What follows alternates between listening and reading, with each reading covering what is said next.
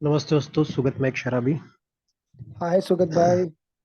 हाय हाय। सबसे पहले तो हेल्पिंग हैंड ग्रुप्स का मैं बहुत बहुत आभारी हूँ कि जो मुझे अपने अनुभव कथन करने के लिए हाँ आपने मुझे मौका दिया है विषय के ऊपर। विषय मेरे जैसे बेवड़े के लिए, शराबी के लिए यहाँ आने के बाद पता चला कि एक शराबी की शराब एक समस्या नहीं है। समस्या मेरी थी, मेरे मूड वास्तविक जो जीवन है, मेरा वास्तविक जीवन है, उसको एक्सेप्ट करना, ये मेरी सबसे बड़ी समस्या थी। वास्तविक जीवन में नहीं जी रहा, भी जी रहा था, मैं अपने ख्याली दुनिया में जी रहा था। और धीरे धीरे सब प्रोग्राम में आते गया मैं, मुझे ये चीजें पता चली कि हाँ, जो भी जीना है मुझे आज में जीना है। पिछला दिन क्या हुआ, कल क्या होने वाला है, मुझे उसका नहीं सोचना है। जो भी है मेरा आज है, और उसको एक्सेप्ट करना पड़ेगा। जो भी स्थिति है मुझे एक्सेप्ट करना पड़ेगा, चाहे कैसे भी रहो। तो दोस्तों, ये मेरा शराबी जो जीवन रहा, 25-26 साल का रहा। और ये 25-26 साल में एकदम से तो शराब पिया नहीं मैंने, बीच बीच में कभी गैप भी हो जाती थी। लेकिन जब भी मैं पीता था तो दोबारा से जब पीता था तब वही गति से पीता था जैसा पुराने दौर में जब पीता था। क्योंकि जो शराब मेरे हाथ में आई थी, एक मानसिक अट्रैक्शन के थ्रू आई थी। बचपन से हमारा एक काफी जॉइंट बड़ा फैमिली था। तो जॉइंट फैमिली में ना काफी कुछ मेंबर्स थे, मेरे पिताजी को छोड़ के, पिताजी नॉन अल्कोहलिक थे, लेकिन बाकी कुछ मेंबर्स थे जो आए दिन शराब पीते थे और मस्त हंसी मजाक मौज मस्ती करते थे। तो मैं उनको चुपके से देखता था, स्कूल के जमाने में कितना अच्छा एंजॉय करते ही है। और मुझे भी ऐसा लगता था कि एक ना एक दिन यार मैं भी ये चीज बढ़िया एंजॉय करूंगा, अपने दोस्तों के साथ मस्त ऐसी पार्टी बनाऊंगा जो लोग करते हैं। और वही विचार चलते थे, और विचारों के साथ में ना मेरे माँ पिताजी मेरे को कुछ अलग टर्न मुझे दिए थे। एक धार्मिक आध्यात्मिक कार्यक्रम की तरफ मुझे बचपन से टर्न करने की कोशिश कर रहे थे वो। हमेशा छुट्टियों में, दिवाली की हो, उपकाली की हो, तो मुझे हमेशा वो आध्यात्मिक कार्यक्रम में, वो धार्मिक कार्यक्रम में मुझे भेजा करते थे। और तब से मेरे दिमाग में वो रिजर्वमेंट रहता था कि यार मेरे माँ पिताजी मुझे कहाँ भेजते हैं, मेरे सब दोस्त लोग बढ़िया एंजॉय करते हैं, घूमने जाते हैं। और ये मेरे माँ पिताजी यार ये ला या के यहाँ एक एक महीना, 15-15 दिन यहाँ रखते हैं। प्रोग्राम को तो जाता था मैं उनको कहे बगैर, लेकिन वो मैं तो प्रोग्राम को करता नहीं था, सिर्फ उनके खुशी के लिए जाता था मैं। वहाँ प्रोग्राम में भी, वो कार्यक्रम में, आध्यात्मिक या धार्मिक कार्यक्रम जो था उसमें बैठता था, लेकिन दिमाग में जो विचार रहते थे ना मेरे, एकदम निगेटिव विचार रहते थे। मैं वहाँ कुछ भी हासिल नहीं कर पाता, मुझे ऐसा लगता था कि उसकी मुझे जरूरत ही नहीं है। मेरी अभी खेलने कूदने की उम्र है, एंजॉय करने की उम्र है, और मेरे माँ पिताजी ने मुझे गलत जगह डाल दिया। और वही सिलसिला मेरा चालू रहा, चालू रहा। हर साल का, हर साल मैं माँ पिताजी को बोलता था कि यार मत डालो मुझे, घूमने खेलना है कूदना है, तो वो बोलते थे नहीं, तू घर में सबसे बड़ा है, तेरे ऊपर अच्छे संस्कार रहेंगे ना तो बाकी घर भी अच्छा रहेगा। तू बाकी लोगों जैसा मत बन, अच्छा बन, अच्छे संस्कार ले, अच्छी पढ़ाई कर। मैं पढ़ाई में भी अच्छा था, ये सब सिलसिला चालू है। और वही जो मानसिक जो अट्रैक्शन था मेरा वो दारू के प्रति, मैंने वो जैसा 10th पास हुआ मैंने उसको अंजाम दिया। तीन दोस्तों ने मिलके एक बियर की बोतल पी है। उसमें से तीन दोस्तों में से एक दोस्त ने तो वही वोमिट कर दिया, और उसने आज तक नहीं पिया जिंदगी में, अभी तक नहीं पिया। दूसरा दोस्त है वो सोशल ड्रिंकर है। और तीसरा व्यक्ति मैं था कि मुझे अल्कोहलिक एनोनिमस के दरवाजे तक आना पड़ा।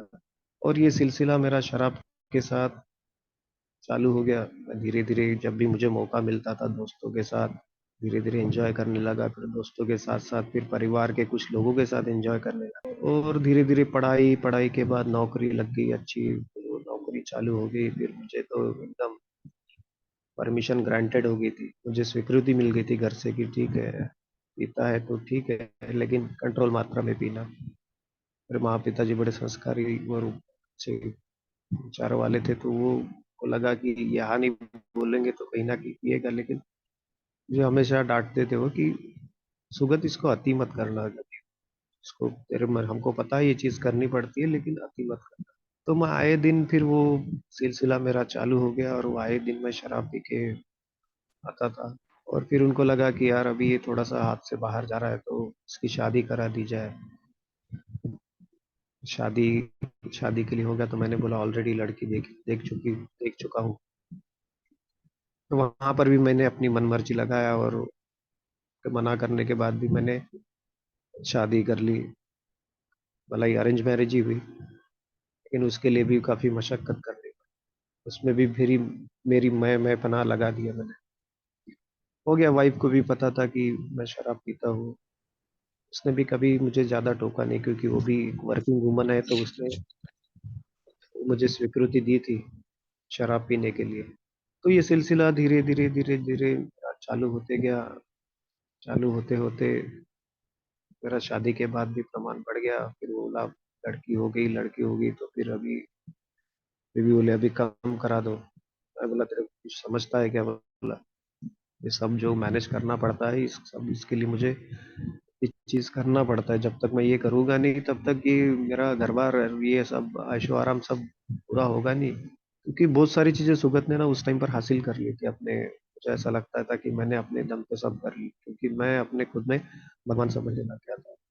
मैं हूँ तो कोई नहीं, सब चीज मैं खुद ही मैनेज करता हूँ, सब मेरे हाथ से अच्छा हो रहा है। और मेरे इससे भी पढ़े लिखे मेरे दोस्त थे, वो पीछे रह गए थे, और मैं उनसे काफी आगे निकल गया था हर चीज में, पैसे से, शराब में भी आगे निकल गया था मैं। और एक अलग ही घमंड था कि सब लोग थोड़ा पी के निकल जाते थे, और मैं साला इतना पी के मस्त खड़ा रहता था। तो मेरे में वो अलग ही एक दिमाग में मेंटेलिटी, मेरे दिमाग में बैठ गया था कि देख, मैं इतना पीने के बाद भी खड़ा रहता हूँ, यानी कितना अच्छा कोटा है।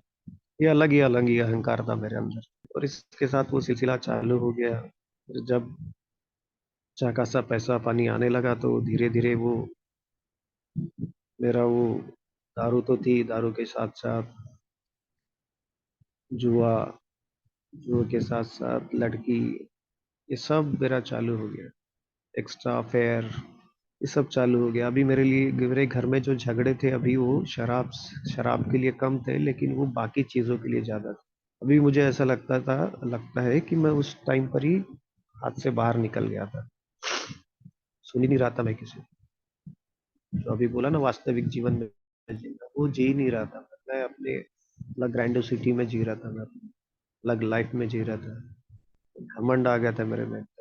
और वो आए दिन झगड़े बीबी के साथ, मारपीट, ये वो सब सब। मारपीट तो नहीं होती थी, लेकिन घर के बाहर आवाज अभी बाहर जाना चालू हो गई थी। लेकिन मैं शराबी आदमी, मेरे को क्या करना था आजू बाजू वालों से? मेरे को तो ये लगता था कि मैं सब ठीक कर रहा हूँ, सब मैनेज कर रहा हूँ। साला कौन शराब नहीं पीता आज की दुनिया में? सब शराब पीते हैं। और यही सिलसिला चालू होते होते एक एक दिन मेरे हाथ में दोबारा से मैं झगड़ा हो गया।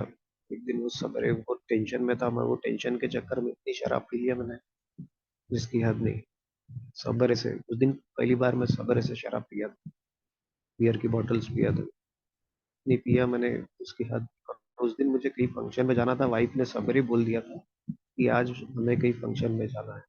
मुझे ऐसा लगा कि मैं थोड़ा सा पी लूंगा और बाद में शाम को चले जाऊंगा वाइफ के साथ। लेकिन वो टेंशन के मारे, वो अलग एक अफेयर का चक्कर था, वो टेंशन के मारे में इतना पी लिया कि मैं शाम को बीबी के फोन बज रहे थे, और लिटरली मैंने वो स्विच ऑफ कर दिया मोबाइल। इसकी किटकिट नहीं होना, कुछ नहीं होना, और स्विच ऑफ करके अपना सिर्फ दारू के धुन में था। और 7:30 8 बजे कुछ घर में आया मैं, बैटरी डाउन हो गई, मोबाइल स्विच ऑफ कर दिया दूसरा भी।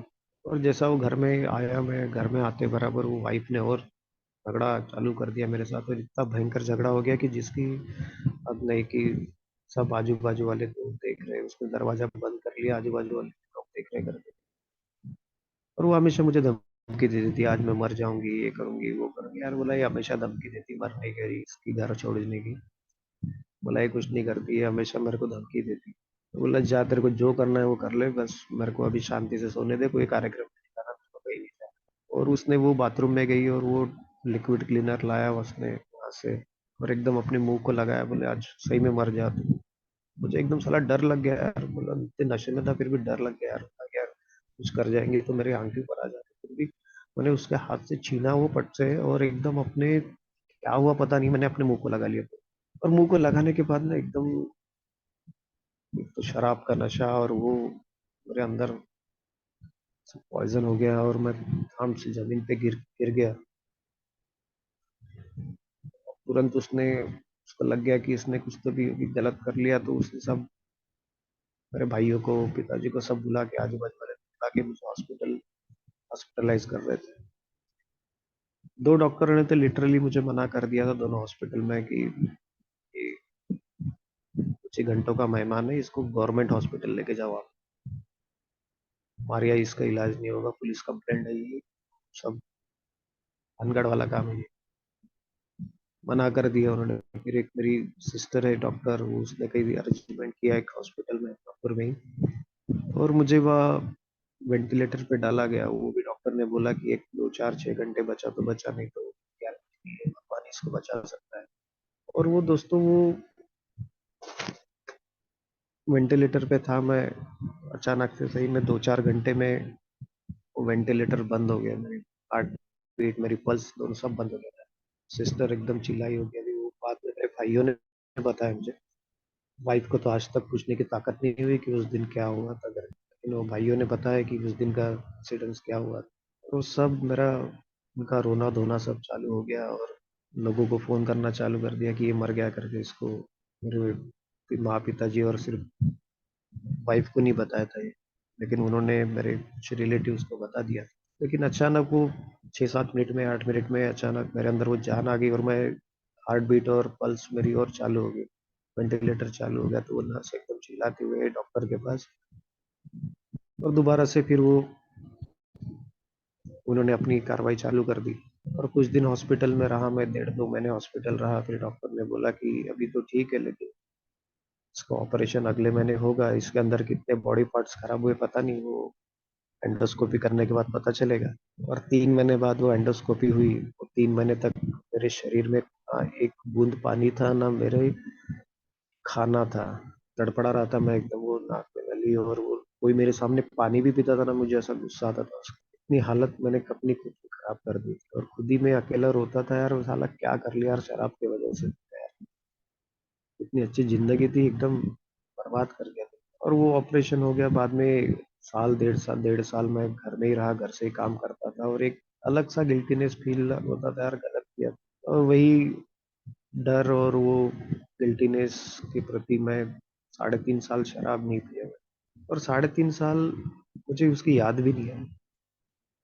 मुझे बस ऐसा लगा कि अभी बस अपनी अच्छी जिंदगी जीते यार, फालतू की दुनिया में नहीं जाते। और फिर 3.5 साल बाद ना, एक दिमाग में और एक विचार आया कि पार के सामने से जा रहा था, तो विचार आया कि थोड़ा सा अभी रिकवर हो गया हूँ। ये विचार आना ही मेरे लिए, मुझे अभी ऐसा लगता है कि मैं कितना इस किस्म का इंसान था। शायद से बीमारी वो मेरी पहले से ही काम कर रही थी मेरे ऊपर, और उस दिन तो कुछ सोचा नहीं, लेकिन और वो दिन भर वो विचार मेरे अंदर, दिन भर वो विचार। ये सब भूल गया मैं कि यार वो 3.5 साल पहले तू मरते मरते वापस आया, सारी जिंदगी पूरे अस्त व्यस्त करके आया था तूने, अपने परिवार को कितना रुलाया तूने, अपना शरीर खराब कर दिया, हर चीज तूने तहस नहस कर दिया था। वो सब चीज वो भूल गया, सिर्फ एक वो विचार आया मेरे दिमाग के अंदर। और उस दिन रात भर नहीं सोया मैं, वो वही विचार यार थोड़ा सा मार लेते। वो डेविल मेरे साथ वो काम कर रहा था उस दिन। आज उसकी शक्ति जो थी, उसकी पावर ज्यादा थी आज मेरे दिमाग में उस दिन। और सही में दोस्तों, उस दिन वो मेरे को अंजाम देने के लिए ना, थोड़ी सी भी शर्म भी नहीं आई मेरे को। बस तो इसी वर्ड में मेरे को बोलना पड़ेगा, क्योंकि उस दिन से जो मेरा जो पहला गुण, घातक जो बोलते नहीं, वो सही में मेरे लिए इतना घातक हो गया कि मैं उसकी अंदेशा भी नहीं कर सकता कि ये मेरे लिए जो पी रहा हूं मैं, ये मेरे और दोबारा से मेरी जिंदगी और बर्बाद कर देगी। ये इतनी भयंकर बीमारी यहाँ आने के बाद पता चली कि यार मरने के बाद भी अगर आदमी जिंदा होता है ना, तो ये बीमारी उसको छोड़ती नहीं है। और वो 2-2.5 साल और वही वही वही वही सिलसिला और चालू हो गया, और वही जीरो पे आके और खड़ा हो गया। अभी तो घर वालों ने बोलना भी बंद कर दिया था। दोस्त तो लिटरली मुझे समझाते थे कि यार तू इतना अच्छा ये सब ये करके आया तूने, और तू शराब पी रहा है यार तू। कोई डिनाइल पार्ट मेरे साथ काम करता था कि यार तुम्हारे को क्या समझता, अभी सब ठीक है, मेरे डॉक्टर के कंसल्ट कर लिया, सब बराबर है। वो जो एक्सेप्टेंस जो अभी आज का विषय है ना, वो हो ही नहीं रहा था। वो डिनायल पार्टी मेरे साथ काम कर रहा था। लेकिन आखिरी के दिनों में वो लिटरली लास्ट के 5-6 जो महीने थे वो स्पिरिचुअल बैंकरप्सी, और वो इतने भयंकर भयंकर हुए, झूठ बोलना, बिजनेस एकदम तहस नहस हो गया। हर चीज वो जीरो हो गई मेरी। दोस्तों ने भी कन्नी काटना चालू कर दिया कि साला इसके साथ बैठेंगे ना एक आध दिन तो अपना भी कुछ तो भी बुरा हो जाएगा। मेरे साथ वो बैठना भी बंद कर देते थे। मेरे परिवार के भी लोग मेरे साथ बात करना बंद कर दिए थे शराब के ऊपर। मेरे को जैसा रहना है वैसा रहे, जो हाल में रहना है वैसा रहे। साला उसका भी मेरे को इतना गिल्टी फील होता था कि यार ये लोग मेरे से कोई बात भी नहीं कर रहा, कोई कुछ नहीं कर रहा, मैं अकेला पड़ गया था। और सिर्फ वो बार में जो बैठते थे ना लोग, मेरे को वही अच्छे लग रहे थे, क्योंकि मेरे साथ कोई बात ही नहीं कर रहा था, मेरे साथ कोई रिस्पॉन्स ही नहीं दे रहा था मुझे, क्योंकि मैंने अपने हाथ से ही वो अपनी अस्त व्यस्तता कर दी थी। क्यों बात करेंगे मेरे साथ? उन्होंने तो बहुत प्रयत्न किया मुझे समझाने का, नहीं समझ आ रहा था मुझे वो। आखिरी के दिनों में लिटरली भगवान को याद कर रहा था कि यार भगवान तूने कहाँ लाके फंसा दिया मुझे यार। मुझे इतनी अच्छी जिंदगी थी, क्यों पिया मैंने वो पहला घूंट? नहीं पीना था। अभी तो मरने को भी डर डर लग रहा था। साला बोला और मरने जाऊंगा तो, और बचा तो अभी तो तू काम से गया सुबह यार, बोला तू तो अभी तो तेरे को तो कोई देखने तो भी आया, अभी तेरे मैयत के ऊपर भी नहीं आएगा। वो भी एक अलग डर था मेरा मौत के प्रति। ऐसे ही वो पीते पीते हमेशा भगवान को याद कर रहा था, और याद करते करते वो भगवान ने एक बार सुन ली मेरी। और वही बार में बैठे बैठे मुझे वो अल्कोहलिक एनोनिमस का मैसेज मिला। तो भी हम एक 5 दोस्त आए थे अल्कोहलिक एनोनिमस में, सभी परेशान थे, तो बोला चलो कुछ कार्यक्रम मिला है तो कार्यक्रम कर लेते।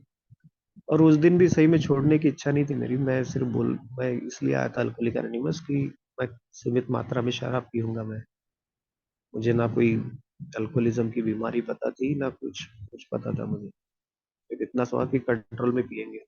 लेकिन कुछ दिनों में जैसे मीटिंग चालू किया तो यहाँ पता चला कि भैया ये बीमारी ऐसी है कि ये सीमित मात्रा में पीने वाली नहीं है, इसको एक घाव दो टुकड़े करना पड़ेगा। और कुछ दिन मैं शराब से दूर भी था, लेकिन वही जो आधे अधूरे प्रयास जो बोलते हैं, आधे अधूरे प्रयास कर रहा था मैं। सिर्फ मीटिंग को आ रहा था, घर जा रहा था, ना बाकी कोई लिटरेचर पढ़ रहा था, ना कोई कदमों के ऊपर काम कर रहा था। मुझे ऐसा लगता था कि बस शराब से दूर हूँ, 1 घंटा मीटिंग में आता हूँ, बस हो गया। अभी तो अच्छा लग रहा है, बढ़िया। वही कहीं ना कहीं मेरा मानसिकता भी थोड़ी जगह पे आ रही थी, मेरा शरीर अच्छा हो रहा था, और कुछ सोचने लायक हो गया था मैं। घर में भी अच्छा लग रहा था कि घर के लोग भी थोड़ा बोल रहे थे कि नहीं बाहर जान दो, दे रहा है, दुरुस्त है, अभी पी तो नहीं रहा है। लेकिन कर कुछ नहीं रहा था मैं प्रोग्राम में, ना कोई स्पॉन्सर था, ना ज्यादा कोई गोल्ड मेंबर के नंबर थे। मुझे लगता था कि बस इनफ एंड इनफ, इतना ही कार्यक्रम है मेरा। और वही वो एक बुक में एक अच्छी लाइन लिखी है, जब भी हम ये आध्यात्मिक कार्यक्रम के ऊपर चलते चलते ढीला पड़ जाते हैं, तब सबसे बड़ी गलती मेरे लिए यही होती है। ये मक्कार शत्रु जो शराब है, कभी भी मेरे ऊपर वार कर सकती है। और वही, और ना होने के बाद भी वही एक्सेप्टेंस तो आ ही नहीं रहा था, क्योंकि मैं किसी को पूछ ही नहीं रहा था एक्सेप्टेंस क्या है। मुझे ऐसा लगता था कि अभी भी मैं मैनेज कर लूंगा। वही कुछ दिनों बाद और वही हाल, वही शराब आना। वही इसमें काफी अच्छी ईश्वर की कृपा हुई थी, उसी टाइम पर एक अच्छी नौकरी लग गई। मुझे ऐसा लगा कि हो गया अभी सब बराबर, अभी तो मैं और मैनेज कर सकता हूँ, मेरे को कोई जरूरत नहीं ज्यादा मीटिंग की। ऑनलाइन सुना तो भी चलता है, फिजिकल एक आध बार गया तो भी चलता है एक हफ्ते में। पता नहीं था मैं बीमारी को गहराई से नहीं सुना था, मैंने सिर्फ मध्य सुना था, पाश को तो सुना ही नहीं था मैंने। अल्कोहल तो ठीक है, अल्कोहल तो बाद में मुझे जब धीरे धीरे आया तब पता चला कि इज्म है, इज्म ही मेरे लिए सबसे घातक है। और फिर वही 2-4 दिन में वही हालत हो गई, और वही शून्य पे आ गया, तो मुझे मदद मांगनी पड़ी। यार बोला अभी मैं जहाँ जा रहा हूँ ये कार्यक्रम में, तो यही मेरा ठीक हो सकता है, क्योंकि डॉक्टर के पास भी गया था, बाकी कोई अंधविश्वास ही नहीं था, तो कोई आवा बावा कोई मंदिर वंदिर गया नहीं था मैं। भगवान से तो दूर दूर तक नाता ही टूट गया था मेरा, कि उसके और मेरे बीच में बहुत बड़ी गैप हो गई थी। क्योंकि मुझे ऐसा लग रहा था कि ये सब करने के पीछे सब उसका हाथ है, तो मैं उसको मान ही नहीं रहा था। वो मेरे साथ गलत ही कर रहा है, इसलिए उसको भी मानना बंद कर दिया था। लेकिन जब मुझे ऐसा लगा कि नहीं यार, अभी ये कार्यक्रम ही जो है, कार्यक्रम में ये जो लोग यहाँ जी रहे हैं, ये तो ऐसा ही नहीं बोल रहे होगे कि कोई 30 साल, कोई 35 साल, कोई 40 साल से कार्यक्रम में आ रहा है, तो झूठ नहीं बोल रहे ये। जब जी रहे तो कुछ तो भी इसके पीछे लॉजिक होगा यार। तो मैंने वो अपना मदद का हाथ बढ़ाया उनके तरफ कि मैं बोला यार, जो तुम्हारे पास है वो मुझे चाहिए। अभी उनके पास क्या था, उनके पास का जो मानसिक शारीरिक संतुलन वो खो चुके थे, वो सब बराबर था। उनकी पारिवारिक हालत अच्छी थी। कोई लोग हॉस्पिटलाइज थे तो हॉस्पिटल से बहुत काफी अच्छे रिकवर होके आए थे, और जीवन में काफी खुशियां थी उनकी। जब मैंने अच्छे से वो प्रोग्राम में दिल लगा के बैठना और सुनना चालू किया, तब मुझे वो चीज रियलाइज हुई, और मैंने मदद का हाथ मांगा और धीरे धीरे एक इनिशियल स्पॉन्सर किया। सबसे पहले तो मुझे वो फर्स्ट स्टेप के ऊपर लाया उन्होंने कि ये पहली स्टेप है, ये पहली स्टेप पढ़ तू, और इसमें क्या समझता है बता। पढ़ा मैंने। ऐसा लिखा है, बोला कि शराब ने मेरा जीवन अस्त व्यस्त कर दिया है। उसके पहले क्या लिखा है, उसको पढ़ा मैंने। उन्होंने उसके ऊपर मुझे दो प्रश्न पूछे कि ईमानदारी से अगर दारू छोड़ने की तेरी इच्छा है, छोड़ना चाहता था लेकिन छोड़ पाता था क्या? तो नहीं, मेरे दिल से हमेशा ईमानदारी रहती थी कि छोड़ना चाहिए, अच्छा जीवन जीना चाहिए, लेकिन आखिरी के दिनों में नहीं हो रहा था मेरे से। दूसरा सवाल पूछा कि जब भी तू शराब पीने जाता है तब कंट्रोल में पीता है क्या? वो भी सवाल मेरा नहीं में था। दोनों सवाल नहीं में है, यानी शायद से तू शराबी है। हमारे यहाँ तो किसी को शराबी नहीं बोला जाता। वो मेरे अनुभव से और कदमों के सहारे मुझे वो रियलाइज कराते हैं कि मैं शराबी हूँ या नहीं। मैंने बोला यार, दोनों चीजें तो मैं नहीं कर सकता, अभी तो नहीं कर सकता, क्योंकि अभी मेरे पास ना विल पावर बचा है ना कुछ बचा है। पहले विल पावर था तो वो कुछ ना कुछ दिन कुछ डर के कारण या मेरी विल पावर की वजह से मैं शराब रोक पाता था। अभी तो वो भी नहीं हो रहा पा रहा है मेरे। तो अभी वो डर भी निकल गया, वो हर चीज निकल गई मेरे से, कंट्रोल के बाहर हो गया मेरी चीज। इसको एक्सेप्ट कर ले तू कि हाँ, मैंने एक्सेप्ट कर लिया कि 100% मैं शराबी हूँ। जो आदमी सवेरे से शराब पीता है वो अच्छा आदमी कैसा रह सकता है? जो आदमी, मैंने मेरे दोस्त भी देखा, मेरे भाई भी देखा कि वो बराबर पीते हैं, वो अपने कंट्रोल मात्रा में पीते हैं। जब पीना है तभी पीते हैं। मैं जब भी पीने जाता था वो मैं हाल बेहाल करके आता था। वो फिर मेरे को पैसे की जरूरत नहीं पड़ती थी, मैं कहीं से भी पैसे अरेंज करता। तो आधा कदम मुझे एक्सेप्ट करने के लिए ज्यादा टाइम नहीं लगा। जब उन्होंने अपने अनुभव से बताया और मेरे गत जीवन में मैंने झांक के देखा, तो मैं एक्सेप्ट कर लिया कि मैं 100% शराबी हूँ। और उस दिन से मैंने डायस के ऊपर मैं शराबी सुगत करके बोलना चालू कर। फिर उन्होंने अस्त व्यस्तता की मुझे 7 कारणें बताई। वो भी जब मैंने पढ़ा तब बोला ये हर कारण मेरे लिए लागू है। मेरे सातों के सातों रीजन जो लिखे बिग बुक में, उसको भी मैंने इजीली एक्सेप्ट कर लिया। फिर जैसा दूसरे कदम पे आया, दूसरे कदम में भी सेम वही चीज सामने लाया उन्होंने कि कोई भी मानवीय ताकत मुझे मुझे शराब के बाहर नहीं ला सकती थी। मुझे फिर वो उच्च शक्ति की जो संकल्पना बताई, उसके ऊपर धीरे धीरे मैं काम करने लगा। और तो वो भी जो एक्सेप्टेंस था मेरा उच्च शक्ति का, कि मैंने स्वीकार कर लिया। उसको ढूंढने लगा मैं, अपनी उच्च शक्ति को अपने मीटिंग रूम में ढूंढने लगा, स्पॉन्सर में ढूंढने लगा, मैं अपने घर में ढूंढने लगा, ऑफिस में बॉस को ढूंढने लगा कि इस चीज की वजह से मैं शराब से दूर हुआ आज। शराब से दूर हो रहा था, लेकिन मेरी मूड समस्या मेरा इज्म था, तो उसको भी ढूंढना था। लेकिन उसके पहले जो आप लोगों ने जो बताया, जो सिंपल रेमेडीज, जो पहले 3 कदम, 3 कदम के माध्यम से मुझे उस पर चलना था, एक्सेप्ट करना था। और धीरे धीरे धीरे धीरे एक एक दिन के आधार पर हर चीज मुझे वो समझ में आने लगी। और मेरे गत जीवन में हर कदम में, मेरे गत जीवन में जाने जाके मैं उसको ढूंढ रहा था मैं। क्योंकि मैंने अभी एक ही एम बना लिया था कि सबसे पहले मैं खुद के लिए काम करूं। जब तक मैं खुद के लिए काम नहीं करूंगा, मैं दूसरे के लिए कुछ नहीं कर सकता। इसलिए मुझे सबसे पहले रिकवर होना पड़ेगा। वो भी बोले दोस्त तो अभी जाएगी नहीं पूरे, जाते भी नहीं है, सिर्फ उसको हम कंट्रोल करके रख सकते हैं। एक साथ तो कोई भी चीज जाएगी नहीं मेरी।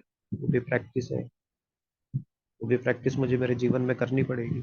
तो धीरे धीरे धीरे धीरे वो चीज, हर चीज का स्वीकार करना मुझे उन्होंने सिखाया। अभी पूरे कदमों के ऊपर तो बताऊंगा नहीं, लेकिन जो जो एक्सेप्ट किया मैंने, हर चीज बताया। और ईश्वर से प्रार्थना प्रार्थना के माध्यम से धीरे-धीरे उनको जो मेरी कनेक्टिविटी जो टूट गई थी भगवान से, पहले तो एकदम कंडीशनली प्रेयर करता था मैं जब मीटिंग में जाता था। लेकिन धीरे-धीरे जब ये कदमों में काम करना चालू कर दिया, सीरियसली मैंने जब प्रोग्राम को लिया था, तो मुझे वो जो प्रेयर का जो महत्व था, वो भी मुझे धीरे-धीरे एक-एक उसकी लाइन जो है, वो मुझे अपने दिमाग में बैठती गई और वो जो मेरी जो कनेक्टिविटी थी मेरे भगवान के साथ और मेरी जो मेरी उच्च शक्ति के साथ, वो कनेक्टिविटी कहीं न कहीं जो धुंधली तस्वीर थी वो मेरे सामने क्लियर होने लगे कि नहीं यार, अभी तो आँख बंद भी करता हूँ ना तो मेरे सामने वो तस्वीर आ जाती है। मुझे कोई छल कपट के लिए मैं वो प्रेयर का प्रयोग नहीं करता कि भगवान मुझे ये चीज़ चाहिए तो उसके लिए प्रेयर करता हूँ। नहीं, वो दिल से मेरी प्रेयर, पता नहीं कोई आगे में कोई कैसा व्यक्ति दिखता है मुझे, बुरी परिस्थिति में होगा या कोई तकलीफ में होगा तो ऑटोमेटिकली वो प्रेयर निकलती है कि भैया इसके लिए भी कुछ मुझे बताया गया कि दूसरों के लिए जितना ज्यादा मदद करेगा ना उसके लिए उतनी ताकत तुझे ज्यादा मिले, तो ऑटोमेटिकली वो प्रैक्टिस से होने लगा। होते होते वो जो समाधान जो मेरे अंदर नहीं था वो समाधान कहीं ना कहीं मेरे अंदर वो आने लगा कि हर चीज में तो समाधान ही होने, पहले तो समाधान ही था नहीं, मुझे हर चीज और चाहिए थी, कोई भी चीज, हर चीज के लिए, जो पैसा हो, सेक्स हो या मटेरियलिस्टिक चीजें हो, हर चीज मुझे ज्यादा चाहिए थी। अभी हर चीज में जो भी है भैया ईश्वर ने दिया, इससे मैं समाधान मान, उससे जो मेरी जो पहले जो रेस चल रही थी मेरे खुद से, वो रेस पहले बंद होगी मेरी, और अभी मैं खुद के लिए काम करने लगा था। तो ये जो भी है पहले कि बताया गया है कि तुझे इसके लिए एक्सेप्टेंस देना पड़ेगा, अब तू जैसा परिस्थिति में है तेरे को खुद को स्वीकार करना पड़ेगा और खुद को तेरे अंदर के जो दोष है उसको स्वीकार करना पड़ेगा, उसके ऊपर काम करना पड़ेगा। हमेशा मैं दूसरों के ऊपर उंगली दिखाता था, इसने ऐसा किया तो मैं ऐसा हो गया, मेरे माँ पिताजी ने मेरे साथ ऐसा किया तो मैं ऐसा बन गया, मेरे भाइयों ने ऐसा किया तो मेरे साथ ऐसा हो, हमेशा ब्लेमिंग नेचर, दूसरों के ऊपर थोपना, तेरी वजह से ऐसा हो गया, बीवी ने ऐसा किया तो तेरे तूने किया ना इसलिए ऐसा हो गया, ये मैं करता तो अच्छा होता था। साला अगर जीवन में देखा तो मैंने जो भी काम किया पूरे गलत ही किया, मैंने जो भी आखिरी टाइम पर डिसीजन लिया सब गलत हो गए, कोई भी डिसीजन सही नहीं था मेरा, एक्सेप्ट करना पड़ा मुझे। ऐसे भी कुछ चीजें रहती कि जो मुझे बदलना है तो उसके लिए मुझे कृति भी करना पड़ता है, तो कुछ कुछ चीजें ऐसी रहती है कि जो मैं कर सकता हूँ, मैं बदल सकता हूँ, तो वही धीरे धीरे धीरे धीरे वो करने लगा और वो भी इतनी समझ आ गई कि मैं क्या कर सकता हूँ क्या नहीं कर सकता हूँ। ये पहले 2 मिनट सोच लेता हूँ, जो स्लोगन बोलते हैं ना, थिंक थिंक, कुछ भी डिसीजन लेने के पहले वो सही कर रहा हूँ या गलत कर रहा हूँ उसको थोड़ा टालने की कोशिश करता हूँ, इमीडिएट डिसीजन नहीं लेता, उसके बाद ही उसको एक्सेप्ट करता हूँ कि ठीक है मुझे करना या नहीं करना, स्पॉन्सर से पूछता हूँ या घर में डिस्कशन करता हूँ, आज कोई चीज अगर मुझे करनी है, कि मुझे पता है कि मेरे डिसीजन मेरे नहीं होते बराबर, या फिर ईश्वर के ऊपर छोड़ देता हूँ, अगर इसमें से भी नहीं मिला तो सीधा उसके ऊपर छोड़ देता हूँ भैया, तो देखते बैठ, तेरे को भी यहाँ तक तूने लाया है तो इसके आगे भी बहुत अच्छा ही करेगा मेरे साथ, तो मैं तो थैंक गॉड करता हूँ ईश्वर का कि मुझे ये ऐसा क्रॉनिक अल्कोहलिक बनाया और अल्कोहलिक रहने उसका रास्ता बताया, क्योंकि शराब भी अगर मैं छोड़ता था ना तो इतनी अच्छी, नॉर्मल शराब छोड़ता था तो इतनी अच्छी जिंदगी नहीं जीता था, आप जैसे दोस्त नहीं मिलते थे मुझे, इतनी अच्छी फेलोशिप नहीं मिलती थी, और यहाँ तक इतना तो पता चला कि ये मेरा जीवन जीने का तरीका जो है ये 12 कदमों में ही है, यही मेरा एक सुंदर जीवन मुझे दे सकता है, मेरी बैलेंस लाइफ दे सकता है, तो निरंतर मीटिंग के साथ जुड़ा रहता हूँ दोस्तों, फेलोशिप के साथ जुड़ा रहता हूँ और एक एक दिन के आधार पर शराब से दूर रहता हूँ और थैंक्स देता हूँ वो भगवान को कि मुझे अल्कोहलिक एनोनिमस में लाया, यहाँ बैठा है आप लोगों के सामने, तो आज रात को 11 बजे इतना तो कोई नहीं सुनता था, सिर्फ मेरे एक बेवड़े की कहानी, एक बेवड़ा सा सुन रहा है, तो ये मेरे लिए काफी सौभाग्य की बात है कि आज मुझे कोई सुन तो रहा है, तो आखिरी के दिनों में तो कुछ सुन भी नहीं रहा था मुझे, मेरी तकलीफ सुनने वाला, मेरे अच्छाई मेरे बुराई सुनने वाला आप जैसे दोस्त है, इसलिए मैं इस फेलोशिप के साथ जुड़े रहता हूँ। Once again thanks helping and group का, जो मुझे यहाँ अपने अनुभव साझा करने का मौका, थैंक्स।